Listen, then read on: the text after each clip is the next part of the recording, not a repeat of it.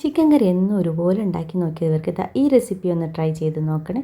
നല്ല ടേസ്റ്റിയാണ്. അപ്പോൾ നമുക്കതിന് വേണ്ടി ആദ്യം ചട്ടി ചൂടാക്കിയിട്ട് അതിലേക്ക് 1 ടേബിൾ സ്പൂൺ ഗീ ആഡ് ചെയ്തിട്ടുണ്ട്. പിന്നെ 1 ടേബിൾ സ്പൂൺ കോക്കനട്ട് ഓയിലും കൂടി ഇട്ടിട്ടുണ്ട്. പിന്നെ ഒരു ചെറിയ പീസ് ഇഞ്ചി, ഒരു 10 അല്ലി ചെറിയുള്ളി, അതുപോലെ ഒരു 6 അല്ലി വെളുത്തുള്ളി, പിന്നെ നമ്മൾ ആവശ്യത്തിനുള്ള കറിവേപ്പ്, അതുപോലെ ഒരു തക്കാളി, പിന്നെ നമ്മളൊരു പച്ചമുളക് ആഡ് ചെയ്തിട്ടുണ്ട്.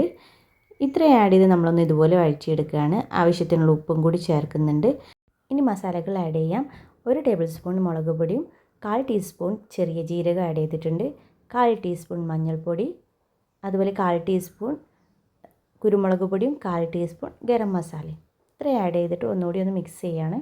എന്നിട്ട് നമുക്ക് ഒന്ന് ചൂടാറിയ ശേഷം നമുക്കിതൊന്ന് മിക്സിയിൽ അരപ്പാക്കിയിട്ട് അരച്ചെടുക്കാം.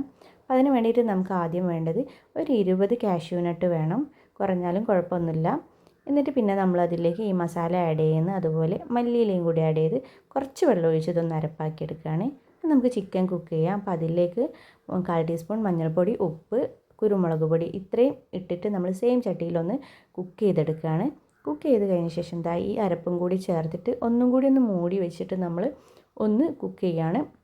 എന്നിട്ട് നമുക്ക് ലാസ്റ്റ് ആവശ്യത്തിനുള്ള മല്ലിയിലയും കൂടി ചേർത്തിട്ട് ഒന്ന് ഇളക്കി യോജിപ്പിച്ച് കഴിഞ്ഞാൽ നമ്മുടെ കറി റെഡി. സൂപ്പർ ടേസ്റ്റിയാണ്. ഒന്ന് ട്രൈ ചെയ്ത് നോക്കുക. അതിൻ്റെ കൂടെ ഈ ഭട്ടൂരയും കൂടി നല്ല ടേസ്റ്റിയാണ്.